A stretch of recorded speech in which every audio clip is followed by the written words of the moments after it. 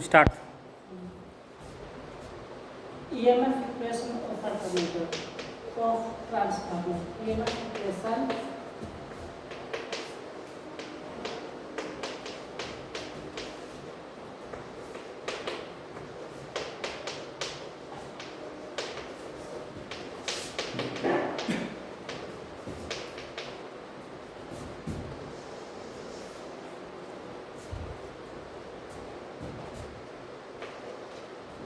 EMF equation of a transformer. इसमें क्या होता है, जब हम ट्रांसफार्मर को ट्रांसफार्मर की प्राइमरी वाइंडिंग में सप्लाई देते हैं, ये हमारा ट्रांसफार्मर है।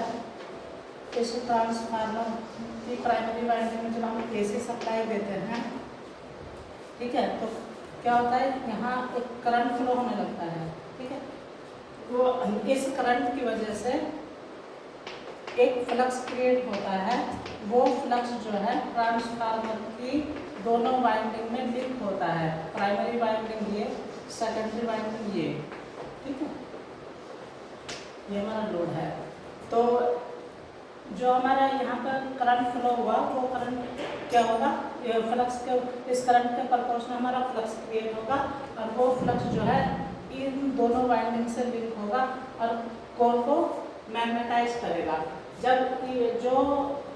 जब हमारा ये फ्लक्स कोर को मैग्नेटाइज कर देगा, उस समय क्या होगा, हमारा जो है according to Faraday law of electromagnetic induction, इस वाइंडिंग से फ्लक्स जब हमारा time value flux sine omega t flux time value flux जब लिंक करेगा, तो according to Faraday law of electromagnetic induction EMF induced होगा। जो EMF यहाँ इंड्यूस्ड होगा, वो EMF लेंज के नियम के अकॉर्डिंग ये जो अप्लाइड वोल्टेज है इसका अपोज करेगा। तो यहाँ पर जो पहले तो हमें EMF इक्वेशन निकालना है कि कितना होगा। तो EMF इक्वेशन हम अगर टर्म की बात करें तो पर टर्म कितना EMF इक्वेशन होगा, तो यहाँ लिखेंगे EMF इक्वेशन पर टर्म। तो जो हमारा इनपुट वेव शेप है, इनपुट वेव शेप क्या है, साइनोसॉइडल वेव शेप है।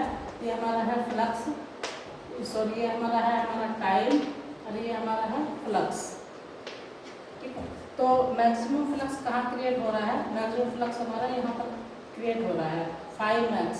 ठीक है, और यहाँ पर हमारा टाइम कितना है, हम जानते हैं फ्रीक्वेंसी और टाइम में क्या रिलेशनशिप होता है, फ्रीक्वेंसी टाइम के इनवर्सली प्रोपोर्शनल होता है। तो यहाँ पर अगर हम फ्लक्स फ्रीक्वेंसी का बात करें, तो ये 1/4 टाइम है यहाँ पर हमारा, और फ्रीक्वेंसी कितना होगा 1/T, तो ये हो जाएगा 1/F। तो यहाँ पर जो हमारा मैक्सिमम फ्लक्स है किस टाइम पर होगा, 1/4F पर। तो EMF इक्वेशन पर टर्म कितना होगा, d∅dt। ठीक है, according to Faraday law of electromagnetic induction. तो हमारा जो है ये फाई कितना होगा, 5 मैक्स, और टाइम कितना है, टाइम है 1/4F। ठीक है, तो अगर हम ये जो हमारा EMF इक्वेशन है, इस EMF इक्वेशन को इस समय हम कहेंगे average voltage, average value of EMF। ठीक है, तो ये कितना हो गया हमारा 5 मैक्स F। ठीक है, अगर हम ये वाइंडिंग जो है, हम इस वाइंडिंग को कहें N1, और इधर की वाइंडिंग को हम कहें N2। N1 टर्न इस वाइंडिंग में, N1 टर्न प्राइमरी में, और सेकेंडरी वाइंडिंग में हमारा टर्न है N2। तो यहाँ लिखेंगे हम if N1 is the number of turn in primary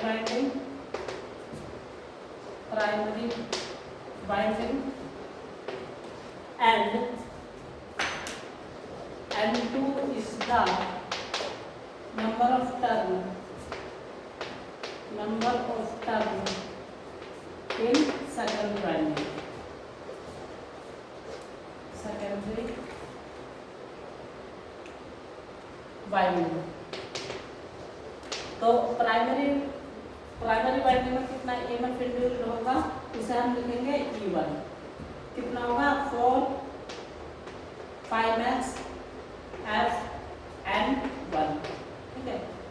और सेकेंडरी बाइंडिंग में कितना होगा E2 equal to 4 5max Fn2, ठीक है। जो हमारा इनपुट अप्लाइड वोल्टेज है, इनपुट अप्लाइड वोल्टेज क्या है, साइनोसॉइडल वोल्टेज, ठीक है। और ये हमारा एवरेज वैल्यू। तो अगर हमें आरएमएस वैल्यू निकालना है, RMS value of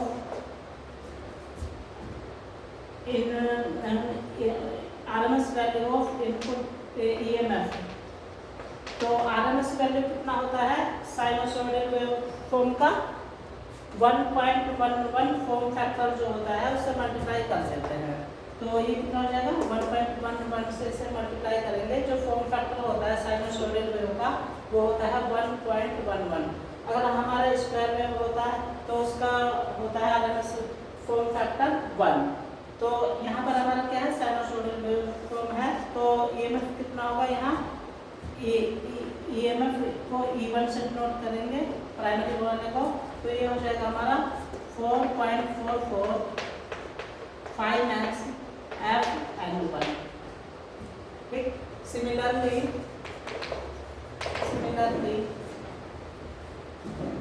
RMS value of EMF of secondary side E2 equal to 4.44 5max Fn2, ठीक है। RMS value of EMF of primary यहाँ पे देंगे, ऑफ प्राइमरी साइड, ठीक है E1। इसी तरह यहाँ लिखेंगे of secondary side, secondary side E2 equal to इतना। तो अगर हम इसको इससे डिवाइड कर दें तो क्या इक्वेशन आएगा हमारा,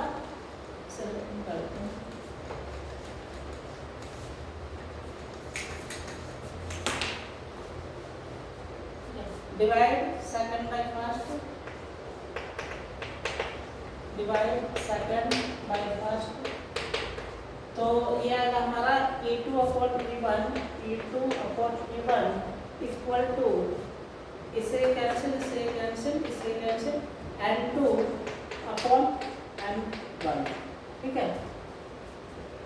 तो इसे हम कहते हैं E2 upon E1 equal to N2 upon N1 को K है हमारा यहाँ पे, वेयर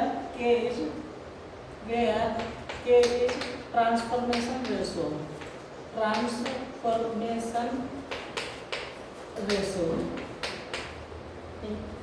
अगर हम आइडियल ट्रांसफार्मर की बात करें तो आइडियल ट्रांसफार्मर में क्या होता है, जितना हम इनपुट साइड में पावर देंगे उतना ही हमें पावर क्या होगा आउटपुट साइड में मिलेगा।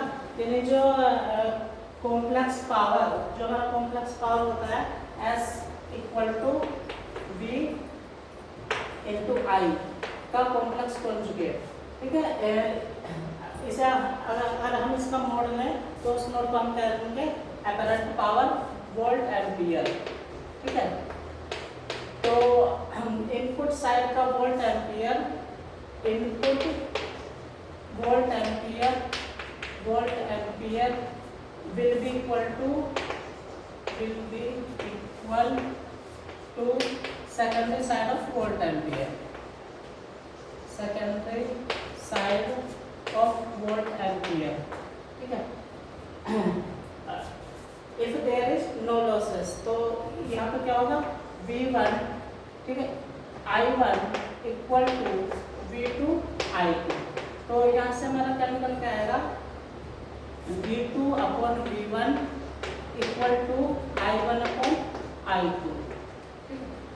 V2 अपॉन V1 का वैल्यू अगर हम यहाँ पे पुट करें तो ये हमारा इक्वेशन क्या बनेगा E2, ये V2 अपॉन V1 हम इसको कह सकते हैं E2 अपॉन E1, तो यहाँ पे ये हमारा इक्वेशन निकल कर आएगा E2/E1 equal to N2/N1 equal to I1/I2, ठीक है, इक्वल टू K क्या हमारा ट्रांसफॉर्मेशन रेशो।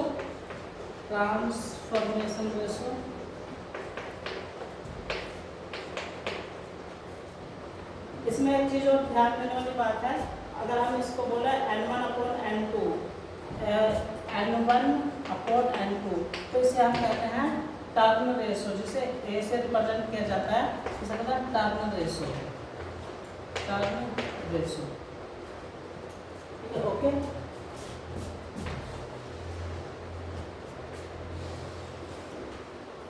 नेक्स्ट हमारा टॉपिक है transformer on no load.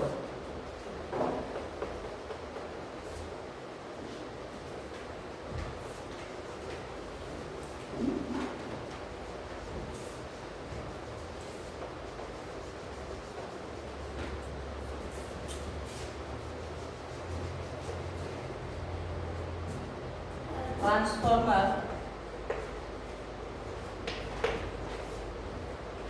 On no load,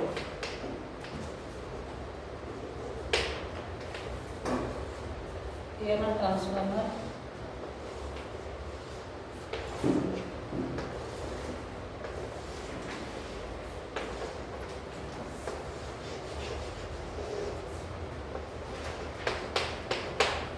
V1 और ये V2, यहाँ सेकेंडरी साइड हमारा है ओपन, तो जब हम प्राइमरी साइड को वोल्टेज अप्लाई करते हैं तो क्या होता है, इस वाइंडिंग में करंट फ्लो होने लगता है, ठीक है। इस करंट को हम कहते हैं I0 एक्साइटिंग करंट। तो जैसे हमारा ये करंट यहाँ फ्लो होने लगता है, इस करंट का प्रोपोर्शनल एक फ्लक्स क्रिएट होता है, तो वो फ्लक्स क्या काम करता है, इस वाइंडिंग से और इस वाइंडिंग से, दोनों वाइंडिंग से लिंक होता है, ठीक है। तो वो फ्लक्स हमारा जो है इस आयरन कोर में एक क्लोज पाथ के फॉर्म में फ्लो होने लगता है, ये हमारा फ्लक्स, इस तरह से हमारा फ्लक्स फ्लो होने लगता है। तो according to Faraday law of electromagnetic induction, जब हमारा ये फ्लक्स वेरी करता है, ये हमारा प्लस माइनस इस तरह से वेरी करता है, तो क्या होगा, ये E equal to -N dϕ/dt। तो जैसे हमारा फ्लक्स वेरी करेगा, हमारा क्या होगा, EMF इंड्यूस्ड होगा। तो यहाँ पर EMF कितना इंड्यूस्ड होगा, उससे हमने कहा E1, ठीक है, ये हमारा EMF यहाँ इंड्यूस्ड हुआ। ये EMF according to Lenz law, जो EMF हमारा इंड्यूस्ड हुआ, ये EMF इस अप्लाइड वोल्टेज का अपोज करेगा। उसी तरह से सिमिलरली यहाँ पर हमारा जो फ्लक्स इस वाइंडिंग के थ्रू कटा, वहाँ पर हमारा EMF इंड्यूस होगा, उसे हम कहेंगे E2। तो जो हमारा ये I1 फ्लो कर रहा है, इस वजह से इस आयरन कोर में क्या होगा, लॉसेस होगा। उस लॉसेस को I0 इक्वल टू I0 हमारा exciting current,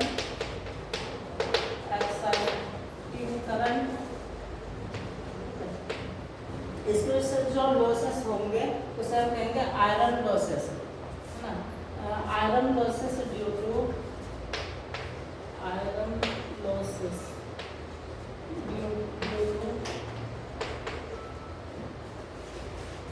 no load current, ठीक है। तो ये जो आयरन लॉसेस है, ये इस आयरन लॉसेस हमारा दो तरह का होता है। फर्स्ट है हमारा, इस आयरन लॉसेस को हम कोर लॉस भी कहते हैं, आयरन लॉसेस और कोर लॉस, आयरन लॉस और core loss. First hysteresis loss,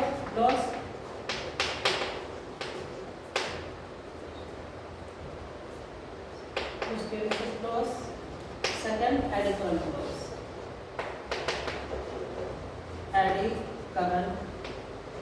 loss.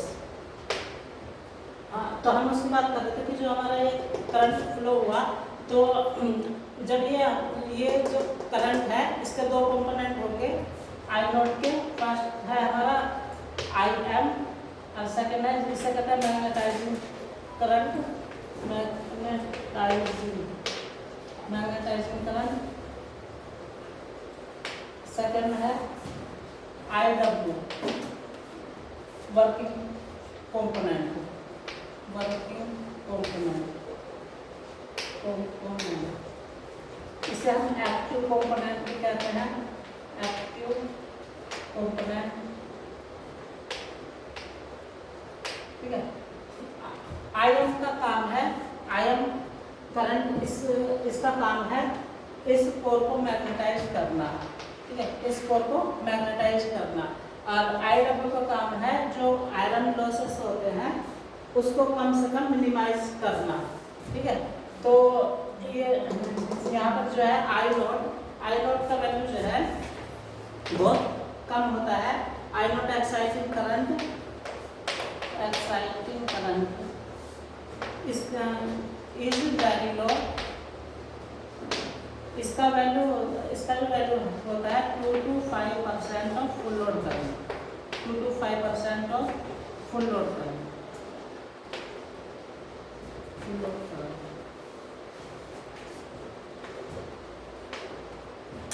अगर हम इसके इक्विवेलेंट सर्किट की बात करें तो इक्विवेलेंट सर्किट इसका यहाँ पर हम लेंगे, इसमें ऊपर बनाते हैं।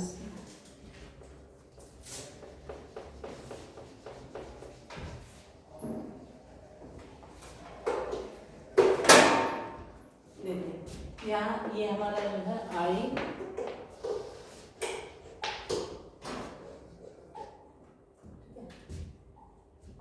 ये हमारा है वोल्टेज V1, ये अप्लाइड वोल्टेज। तो E1 क्या होगा, ये जो वाइंडिंग है हमारी, ये वाइंडिंग हमारी pure inductive circuit, pure inductive winding है। तो प्योर इंडक्टिव वाइंडिंग है तो V1, अगर हम E1 की बात करें तो E1 क्या है, इस अप्लाइड वोल्टेज का अपोज करता है। तो हमारा कहाँ पर आएगा E1, ये आएगा हमारा E1 या इक्वल टू माइनस E1, इसका अपोज करता है। और यहाँ पर जो करंट फ्लो होगा, ये जो एक्साइटिंग करंट है, इसके दो कंपोनेंट कौन कौन से हैं, आईएन और आईडब्ल्यू। तो ये जो आईएन करंट है ये क्या है, कोर को मैग्नेटाइज करता है। तो अगर हम आईएन की बात करें, आईएन करंट की, तो आईएन करंट हमारा कहाँ पर होगा, ये प्योर इंडक्टिव सर्किट है। प्योर इंडक्टिव में करंट आई करंट क्या होता है, लैग करता है कितना, अगर ये प्योर इंडक्टिव है तो 90 डिग्री। तो ये होगा हमारा आई एम। ठीक है, ये हमारा V1 और V2 कहाँ होगा, ये जो V2 सेकेंडरी साइड वोल्टेज है यहाँ पर है हमारा। अगर हम यहाँ टर्मिनल वोल्टेज देखें तो ये हमारा है V2, तो इसके जस्ट अपोजिट फेज में है हमारा V2, E2 equal to V2। ये हमारा EMF, सेकेंडरी साइड का EMF ये है, और ये है टर्मिनल वोल्टेज V2। दोनों क्या है, सेम फेज में होंगे और इक्वल होंगे। और इसी के फेज में क्या होगा हमारा E1, और इसके जस्ट अपोजिट V1। ठीक है, अगर हम इसका वेव शेप ड्रॉ करें तो वेव शेप किस तरह का आएगा, पहले तो हम वो प्लॉट कर लेते हैं। फ्लक्स कितना होगा, E1 कितना होगा, E2 कितना होगा, ये सब कैलकुलेट कर लेते हैं। तो we know that phi equal to 5x sin omega t। तो प्राइमरी साइड में कितना EMF इंड्यूस होगा, EMF induced in primary side E equal to E1 equal to minus m d phi upon dt। तो ये कितना हो जाएगा, ये equal to minus n, primary side के लिए n की जगह n हो जाएगा, और d अपॉन dt फाइ कितना है 5x sin ओमेगा t। तो ये कितना हो जाएगा माइनस n1, टाइम के रेस्पेक्ट में 5x मेरा कांस्टेंट है, ये हो जाएगा ओमेगा और cos ओमेगा t। ठीक है, cos ओमेगा t, और ये इतना आ गया। इसे हम लिख सकते हैं minus n1 5x omega omega, इसे साइन के टर्म में लिखना कितना आएगा, omega t minus pi by 2। तो sine 90 minus theta, sine theta और साइन माइनस थीटा, तो ये माइनस माइनस प्लस। ठीक है, ये हमारा है E1 और E1। इसी तरह से E2 कितना होगा, E2 equal to N1 5 max omega sine omega t minus pi by 2। तो अब V1 equal to minus E1 और V2 इक्वल टू E2।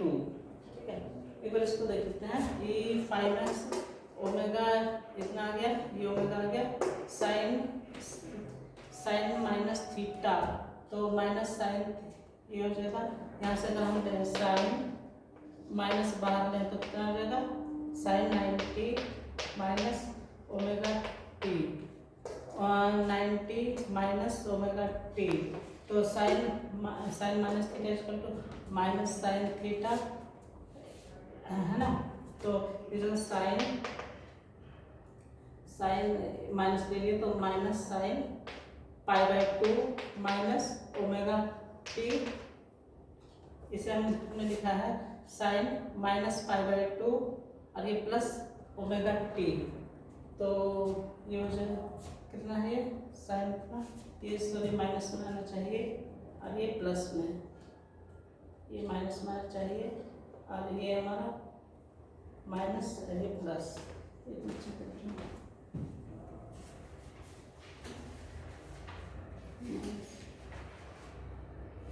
हाँ प्लस में है और प्लस में है।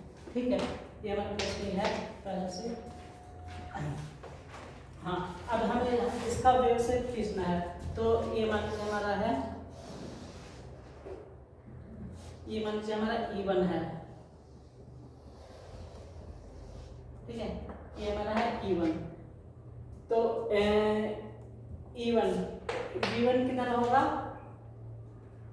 इसके जस्ट अपोजिट फेज में होगा, ये होगा हमारा इसके जस्ट अपोजिट फेज में क्या है हमारा, ये हमारा V1। ठीक है, V1 और जो है V2 या E2 कहाँ पर होगा, इसी के फेज में होगा। जो हमारा ये वाला ये फेज है V1, इसी के फेज में क्या है E2। तो यहाँ ये जो है हमारा यहीं से स्टार्ट होगा, ये होगा हमारा E2। ठीक है, ये होगा हमारा E2 और V2। ठीक है, और अगर हम IM की बात करें, IM और V1 में क्या रिलेशनशिप है, 90 डिग्री लैग कर रहा है। यानी इसका मतलब यहाँ पर जो है पाई बाई 2, ये omega t minus pi by 2, ये पाई बाई 2 यहाँ से क्या होगा, ये स्टार्ट होगा हमारा, इसे हम कहेंगे IM। ठीक है, ये वेव से हमारा IM। और अगर हम फ्लक्स की बात करें, जो हमारे कोर था इसमें जो फ्लक्स क्रिएट हो रहा था, ठीक है, यहाँ पर ये जो फ्लक्स आ रहा था, ये फ्लक्स कहाँ पर होगा, इसमें ये फ्लक्स कहाँ पर होगा, जो हमारा I है उसी के फेज में होगा। तो ये हमारा है 5, ये हमारा है 5। ये इसका वेव डायग्राम। ठीक है, ये हमारा है फेजर डायग्राम, इसे कहते हैं phasor diagram.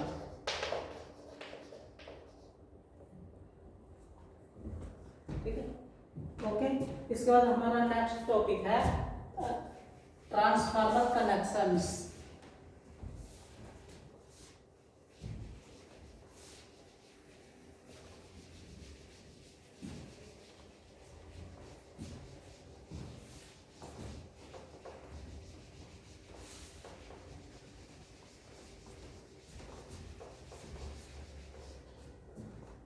Transformer, next topic है transformer connections. Transformer connections.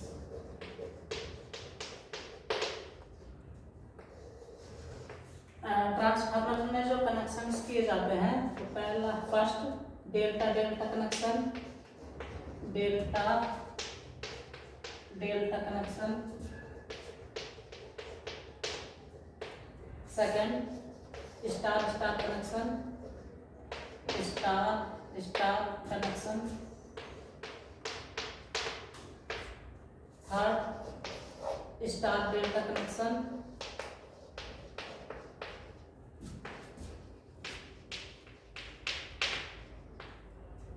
Next delta star connection, delta star connection. जो हमारा डेल्टा डेल्टा कनेक्शन है वो स्टेप डाउन करने के लिए यूज किया जाता है, step down the voltage. Star star connection जो है स्टेप अप के लिए, step up the voltage.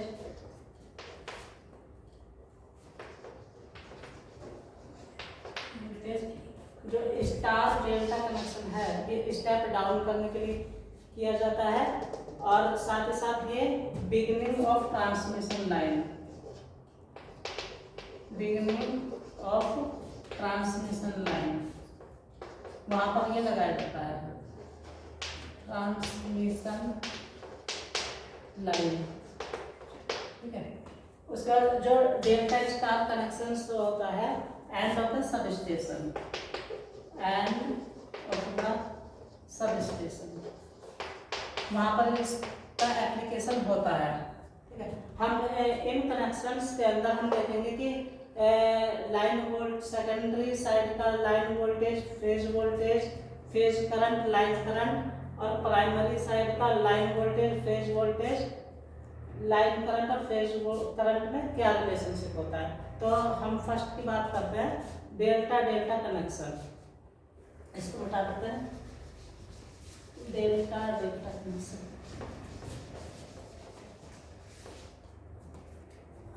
First delta delta connection, delta delta connection.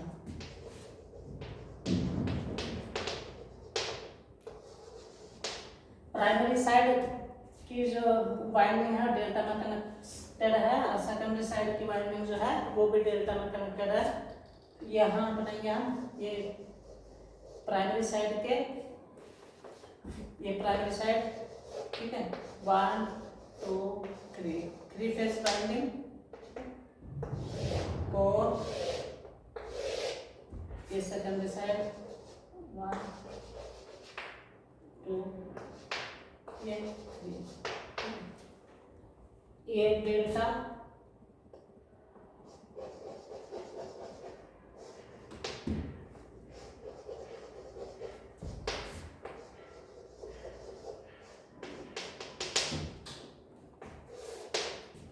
यहाँ हम सप्लाई पुट करेंगे 4 ये सेकेंडरी साइड,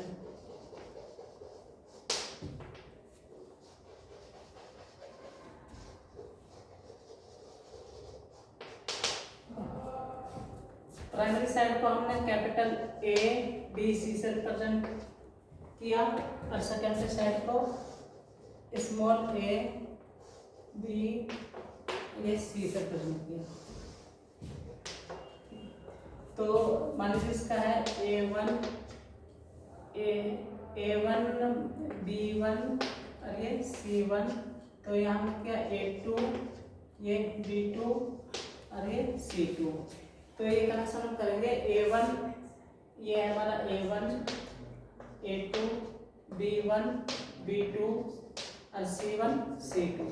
तो इसमें A1 को B2 से कनेक्ट करेंगे, A1 को B2 से, A1 ये हमारा ये रहा और B2 ये रहा, A1 B2 ये सप्लाई के लिए A, फिर है A1 B2 हो गया, B1 C2, B1 ये रहा हमारा, C2 ये रहा, तो सॉरी B1 और ये C2, ठीक है, B1 C2 फिर A2 C1 A2 C1, ये सप्लाई के लिए हमने यहाँ निकाल दिया, ये हमारा बी फेज क्या है हमारा A2 C1 ये रहा, ये एक फेज हमने यहाँ से निकाल लिया C, ठीक है। A1 B2 से सप्लाई के लिए निकाल लेना है, A1 ये रहा और B2 ये रहा, सप्लाई के लिए निकाल लिया। B1 C2, B1 ये रहा और C2 हमारा ये रहा, ये कनेक्टेड है, सप्लाई के लिए निकाल लिया। नेक्स्ट A2 C1, A2 हमारा जो है ये रहा और C1 ये रहा, एक हमने सप्लाई के लिए निकाल लिया, ठीक है। तो इसमें जो है यहाँ लिखेंगे हम primary line voltage,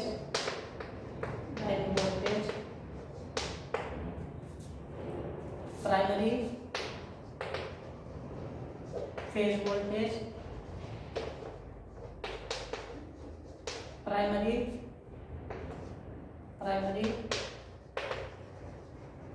line current, primary phase current.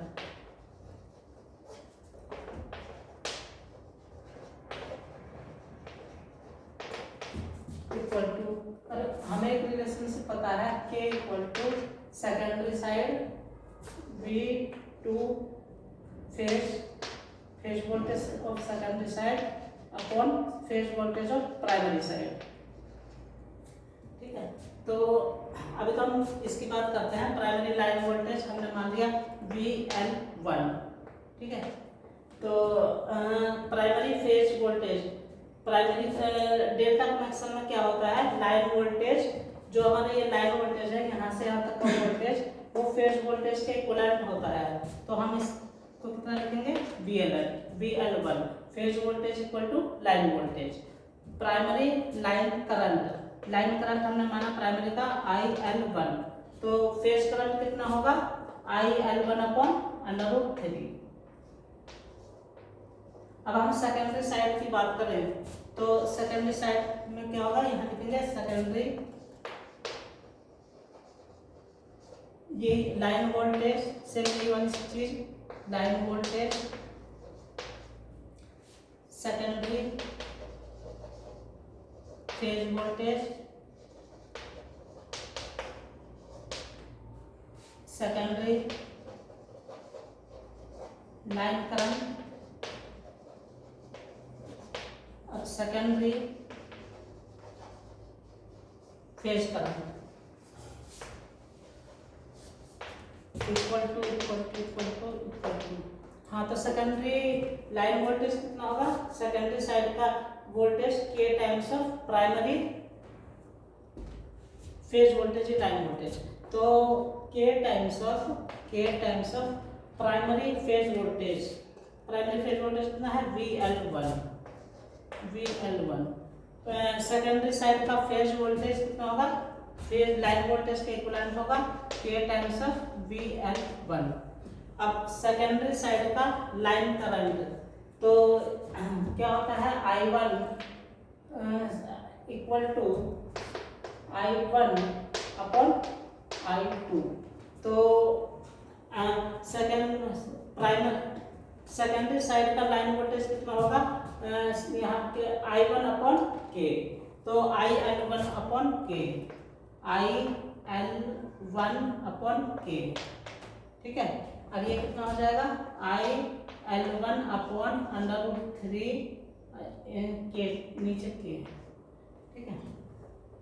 ये रिलेशनशिप आता है प्राइमरी का लाइन वोल्टेज और सेकेंडरी का लाइन वोल्टेज, फेज वोल्टेज इतना और सेकेंडरी साइड का इतना वोल्टेज, प्राइमरी लाइन करंट इतना, सेकेंडरी साइड का लाइन करंट कितना होगा IL1 upon K, primary phase current इतना, secondary phase current IL1 upon √3 into K, ठीक है। तो सेकेंड ये था हमारा डेल्टा कनेक्शन। अब सेकंड क्या है, स्टार कनेक्शन। इसी तरह ये वाइंडिंग करना होगा, किस तरह से होगा, जैसे हमने ये वाला किया है, यहाँ पे हम A1 B2 ये रह गया था, A2 C1 और ये कितना है B1 C2। तो A1 को B2 से, ये स्मॉल में है हमारा A1 A2 B1 B2 ये C1 C2। तो A1 को B2 से A1 और B2 A1 को B2 से करके ये आउट आगे इसका A1 B2 फिर इधर B1 C2 B1 C2 B1 हमारा ये है और C2 ये है B1 C2 एक फेज यहाँ से आगे हमारा और तीसरा है A2 C1 ठीक है।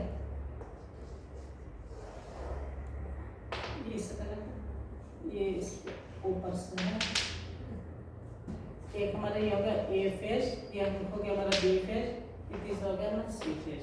ठीक है, ये था हमारा डेल्टा डेल्टा कनेक्शन। अब हम स्टार स्टार कनेक्शन की बात करते हैं। Second star star connection.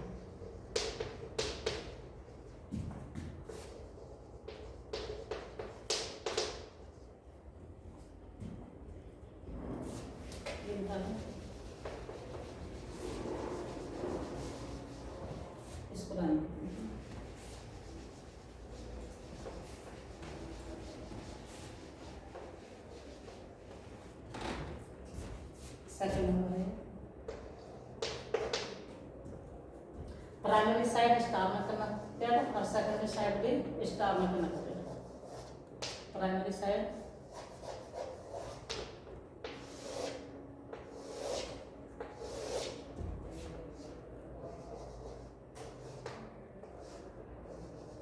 ये secondary side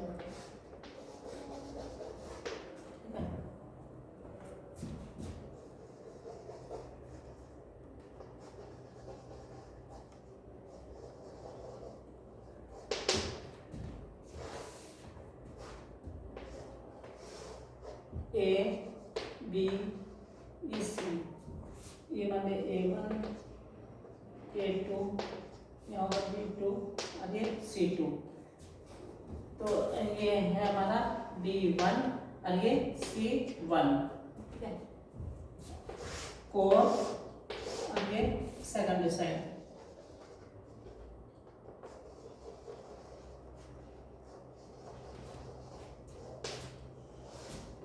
A B A C A1 A2 यहाँ B2 और ये C2। ये हमारा जो है C1 और ये B1। प्राइमरी साइड स्टार में और सेकेंडरी साइड स्टार में। तो यहाँ पर कितना होगा, ये हमारा A1 है, अगर ये A2 है, B1 है, ये B2 है, ये C1 है और ये C2 है। तो इसमें क्या है B2 C2 और A2 आपस में कनेक्टेड है। B2 ये रहा B2 A2 B2 C2 ये आपस में कनेक्टेड है और इन पर हमने दिया सप्लाई। ठीक है, ये है A ये B फेज और ये C फेज। इसी तरह सेकेंडरी साइड में A1 A2 B1 B2 C1 C2। तो A2 B2 C2 आपस में हमने कनेक्टेड कर दिया। ठीक है, और ये जो है A फेज B फेज और ये C फेज। और इसमें प्राइमरी लाइन वोल्टेज VL1 और फेज वोल्टेज कितना होगा। फेज वोल्टेज और लाइन वोल्टेज का क्या रिलेशनशिप होता है, तो फेज वोल्टेज होता है VL1/√3। ठीक है, लाइन वोल्टेज का डिवाइड बाय √3। तो प्राइमरी लाइन करंट, ये लाइन करंट है और ये फेज करंट है, तो दोनों क्या होंगे, इक्वल होंगे। IL1 और ये प्राइमरी फेज करंट सेम होगा IL1। ठीक है, ये हमारा फेज करंट है। ठीक है, और ये है लाइन करंट। तो दोनों क्या है, दोनों आपस में इक्वल है। तो IL1 ये हो गया, IL1 ये हो गया। सेकेंडरी साइड में कितना है, लाइन वोल्टेज कितना होगा, वही हमारा पहले वाला relationship K = V2 secondary side का voltage phase voltage upon primary side का phase voltage equal to I1/I2। तो सेकेंडरी साइड का line voltage K times of VL1, K times of VL1। और सेकेंडरी साइड का फेज वोल्टेज, सेकेंडरी साइड का line voltage कितना, phase voltage कितना हो जाएगा, K times of VL1 upon √3, ठीक। और सेकेंडरी साइड का लाइन करंट, सेकेंडरी साइड का line current IL1 upon K, और सेकेंडरी साइड का फेज करंट सेम रहेगा IL1 upon K, IL1 upon K। तो ये है हमारा क्या, स्टार स्टार कनेक्शन, ठीक।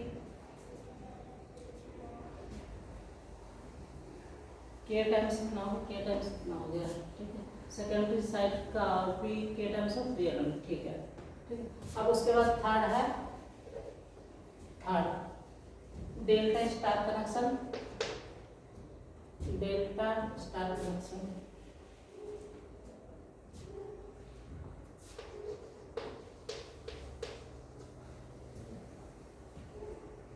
तो डेल्टा पहले इसको रफ करना पड़ेगा।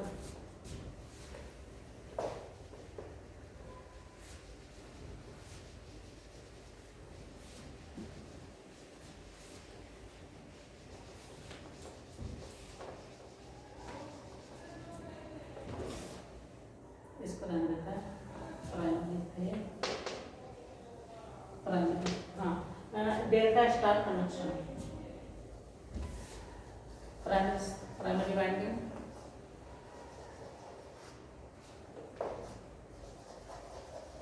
ठीक है, और सेकेंडरी वाइंडिंग।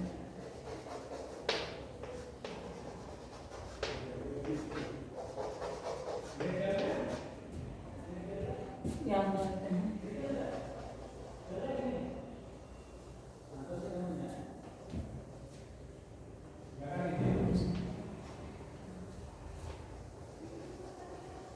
थर्ड नंबर मेरे ख्याल से स्टार डेल्टा था, स्टार डेल्टा, स्टार डेल्टा, ये था थर्ड नंबर का। वैसे हम उसको भी कर सकते हैं, मगर पहले ही जो हमने लिखा है उस हिसाब से करते हैं, स्टार डेल्टा।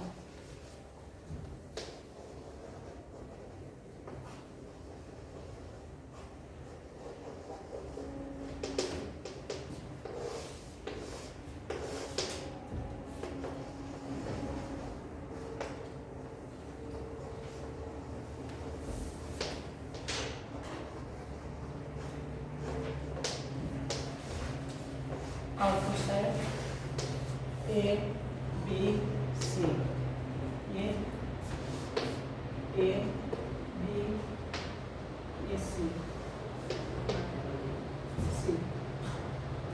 ये A1 A2 B1 B2 C1 C2, तो A1 A2 B2 C2, तो ये हमारा है D1, ये C1। तो क्या है, A2 B2 C2 आपस में कनेक्ट करना है, A2 B2 और ये C2, ठीक है। ये सप्लाई के लिए ये A, ये है B, ये है C, ठीक है। इधर डेल्टा में A1 B1 C1 A2 B2 और ये C2, तो A1 B2 के साथ A1 A2 B1 B2 C1 C2, तो क्या है, A1 B2 के साथ A1 B2, ये सप्लाई प्लेट निकाल लिया हमने। उसके बाद B1 C2 B1 और C2 B1 C2 एक सप्लाई प्लेट निकाल लिया, A B, और उसके बाद है C1 A2, C1 ये है, C1 हमारा ये है और A2 ये है, C1 और A2 एक हमने सप्लाई के लिए यहाँ से निकाल दिया, ठीक है, A B C। तो इसमें प्राइमरी लाइन वोल्टेज यही रहेगा हमारा प्राइमरी फेज वोल्टेज हमारा ये हो जाएगा, ठीक है। प्राइमरी लाइन करंट इतना, प्राइमरी फेज करंट हमारा इतना, तो सेकेंडरी फेज वोल्टेज कितना होगा? सेकेंडरी फेज वोल्टेज के टाइम्स ऑफ के सेकेंडरी फेज वोल्टेज के times of primary phase voltage. Primary phase voltage है कितना, उतना। तो सेकेंडरी लाइन वोल्टेज कितना होगा? ये है डेल्टा कनेक्शन। तो डेल्टा कनेक्शन में कितना होता है? जो फेज वोल्टेज होता है वही लाइन वोल्टेज का इक्विवेलेंट होता है। तो हमारा फेज वोल्टेज अगर ये है तो लाइन वोल्टेज कितना होगा? VL1/√3, ठीक है। उसके बाद secondary line current, primary line current अगर हमारा ये है तो सेकेंडरी लाइन फेज करंट की अगर हम बात करें, प्राइमरी फेज करंट अगर हमारा ये है तो सेकेंडरी फेज करंट कितना होगा? IL1/K, ठीक है। तो डेल्टा कनेक्शन केस में, अगर हमारा फेज करंट इतना है, फेज करंट अगर हमारा इतना है तो लाइन करंट कितना होगा? √3 ऑफ फेज करंट कितना है? IL1/K, ठीक है। आया समझ में? प्राइमरी लाइन वोल्टेज हमारा इतना है और प्राइमरी फेज वोल्टेज हमारा √3 हो गया। प्राइमरी लाइन करंट हमारा इतना है IL1 और प्राइमरी फेज करंट हमारा ये है। तो हमने पहले देखा सेकेंडरी फेज वोल्टेज कितना होगा, तो सेकेंडरी फेज वोल्टेज कितना होगा? K times of primary phase voltage. तो K times of primary phase voltage हमारा ये है, तो K टाइम्स ऑफ मल्टीप्लाई हो गया। उसके बाद हमने देखा सेकेंडरी लाइन वोल्टेज कितना होगा, तो ये डेल्टा कनेक्शन है। अगर हमारा phase voltage K times of VL1/√3 है तो लाइन वोल्टेज फेज वोल्टेज के इक्विवेलेंट होता है, तो ये इसके इक्विवेलेंट हो गया। उसके बाद हमने देखा प्राइमरी फेज करंट हमारा अगर ये है तो सेकेंडरी फेज करंट कितना होगा? सेकेंडरी फेज करंट I1/K, यानी primary phase current divided by K, तो primary phase current divided by K। अगर हमारा डेल्टा कनेक्शन में सेकेंडरी फेज करंट ये है तो लाइन करंट कितना होगा? लाइन करंट होगा √3 टाइम्स ऑफ फेज करंट। तो √3 टाइम्स ऑफ फेज करंट हमारा ये है, फेज करंट ये हो गया, ठीक है। उसका लास्ट हम आते हैं 4th नंबर पर, delta star connection. 4th number delta star connection, delta star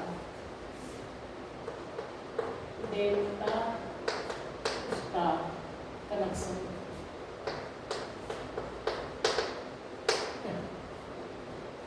ये हमारा जो ट्रांसफॉर्मेशन रेशो K है ये हमारा एच से रहेगा। सेकेंडरी फेज वोल्टेज अपन primary phase voltage equal to primary phase current अपन प्राइमरी फेज करंट अपन सेकेंडरी फेज करंट।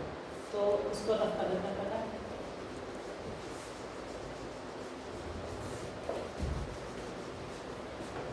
तो उसको ये सारे ये है प्राइमरी, इसको रख देते हैं प्राइमरी लाइन करंट और ये primary phase current,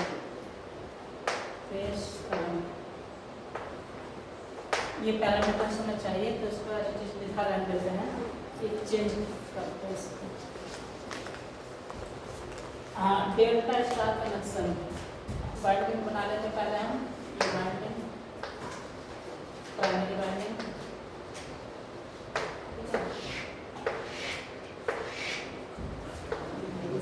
secondary winding,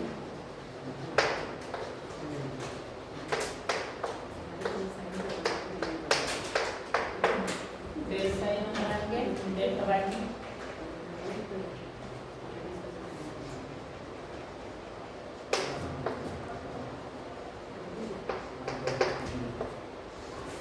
A, B and C। Primary side को हमने कैपिटल्स में ABC से डिनोट किया, सेकेंडरी साइड को स्मॉल में डिनोट किया, डेल्टा स्टार।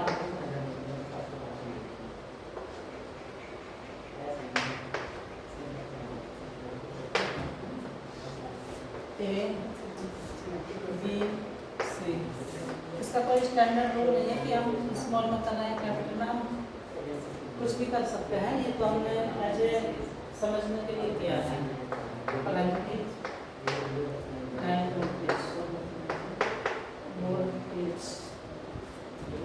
तो कनेक्शन करेंगे इसका A1 B1 C1 A2 B2 और ये C2।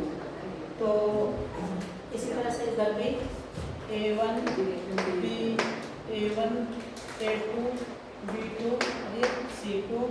ये हो गया हमारा C1 और इधर हो गया हमारा B1। तो ये है A1 A2 B1 B2 C1 C2। A1 A2 B1 B2 C1 C2। तो A1 को B2 के साथ, A1 को B2 के साथ ये हो गया, ये सप्लाई करिए A1 को B2 के साथ कर दिया, B1 को C2 के साथ करेंगे, B1 को C2 के साथ करेंगे, B1 को C2 के साथ करेंगे, फिर निकाल दिया हमने B। इसी तरह C1 को A2 के साथ कनेक्ट करेंगे, C1 को A2 के साथ कनेक्ट करेंगे, ये यहाँ से C1 को A2 के साथ कनेक्ट कर दिया और ये हमने कर दिया थर्ड फेज। इसी तरह इधर स्टार में क्या है B2 A2 B2 C2 A2 B2 और ये C2 ये कनेक्टेड और यहाँ से हमने सप्लाई के लिए निकाल दिया A B और ये C। ठीक है, तो अब इसमें देखते हैं प्राइमरी लाइन वोल्टेज कितना होगा। हमने मान लिया VL1 होगा, तो फेज वोल्टेज कितना होगा, same line voltage phase voltage के इक्विवेलेंट होता है। तो ये हमारा हो गया VL1। प्राइमरी लाइन करंट हमने माना IL1, तो फेज करंट कितना होगा, फेज करंट लाइन करंट का डिवाइड बाय 3 टाइम्स इतना होगा IL1 अपॉन √3। ठीक है, लाइन करंट कितना, फेज करंट कितना। अब सेकेंडरी फेज वोल्टेज कितना होगा, K times of primary phase voltage है VL1, तो K टाइम्स ऑफ VL1। तो जब हमारे पास फेज वोल्टेज इतना है, तो स्टार के केस में फेज वोल्टेज हमारा इतना है, तो लाइन वोल्टेज कितना होगा। लाइन वोल्टेज और फेज वोल्टेज में क्या रिलेशनशिप होता है, VL upon √3 equal two phase voltage. तो फेज वोल्टेज हमें पता है, तो लाइन वोल्टेज निकालना है, तो लाइन वोल्टेज कितना होगा इंटू √3। ठीक, ये हो गया हमारा लाइन वोल्टेज। इसी तरह से अगर हम प्राइमरी फेज करंट हमारा है इतना, तो सेकेंडरी फेज करंट कितना होगा, IL1 अपॉन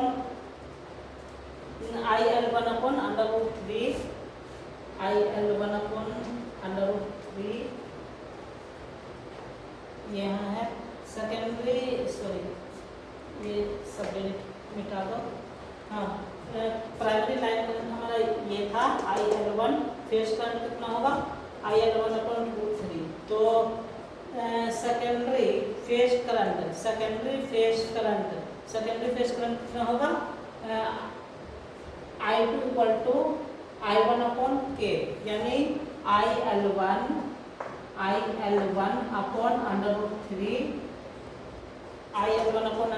ये हो गया, अब डिवाइडेड बाय K ये हो गया हमारा सेकेंडरी फेज करंट। तो स्टार के केस में जो हमारा फेज करंट है वही क्या होगा, लाइन करंट।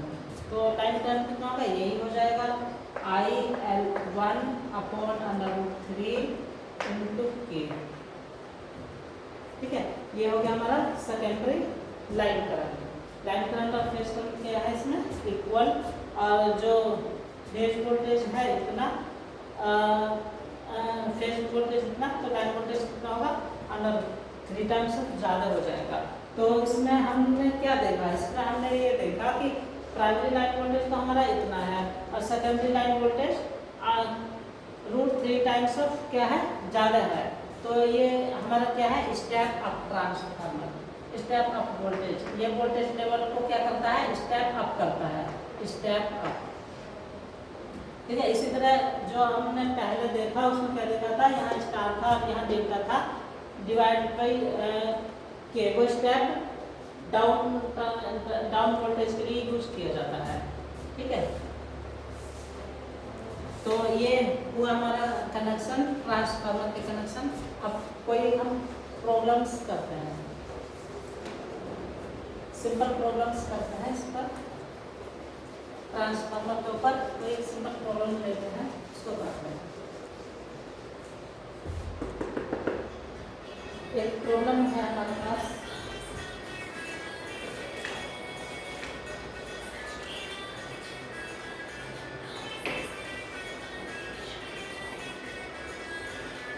प्रॉब्लम है हमारे पास, single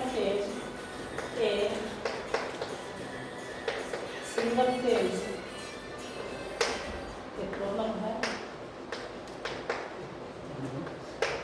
a single phase 50 hertz transformer has 80 turns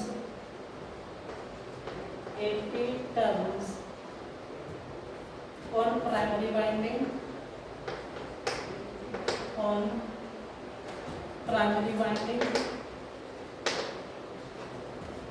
and 280 turns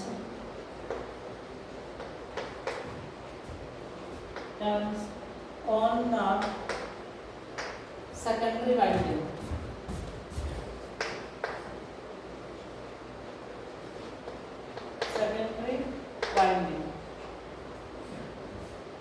The voltage across the primary winding, the voltage across the primary winding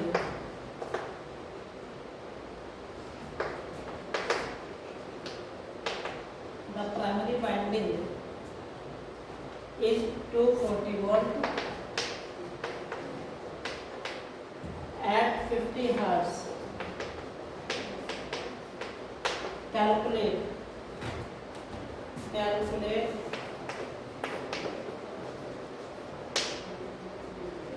first maximum flux density in the core. Maximum flux density in the core. Second, induced EMF in the secondary. Second, induced EMF in the secondary. Okay. If cross-sectional area of the core equal to 200 centimeter square, ठीक है, तो हमें इसमें क्या निकालना है, first part maximum flux density in the core.